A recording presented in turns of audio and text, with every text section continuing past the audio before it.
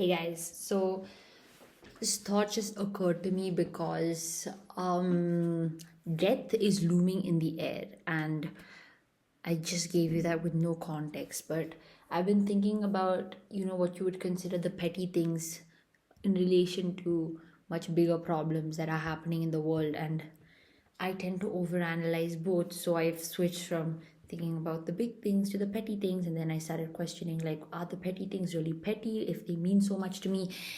Anyways, that's just some food for thought. I think that's what you say. But something that just occurred to me a few minutes ago was that change, the real change that you experience, happens in the moment. So you can think about it as much as you want.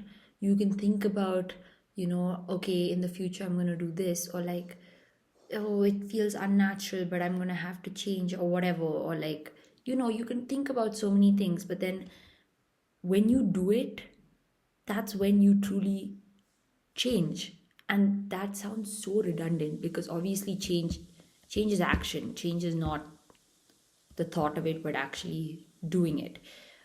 While that can be debated, because if you change the way you think, then you change the way you act, that is not necessarily true if you just think that you're going to change and then never end up changing.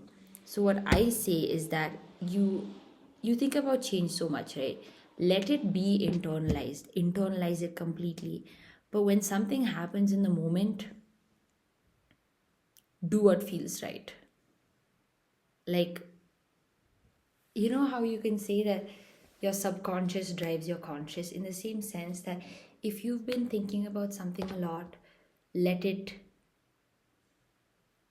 just be a part of you. Don't separate it, don't detach it, don't be a spectator.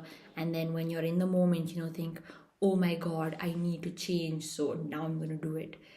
While that is important to, like, kind of break the line as well, I think that also stops you, because that anxiety of, like, I have to do it, I have to do it, also makes you feel trapped.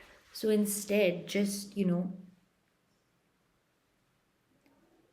thinking as yourself, because you've changed. If you think differently, you've definitely changed. So you don't need this double sort of entendre where you just first think that you need to change, and then when in the moment you need to change, you think about how you thought you need to change, and so now you need to change. That makes no sense. But if you're on the same wavelength, I hope that this helps.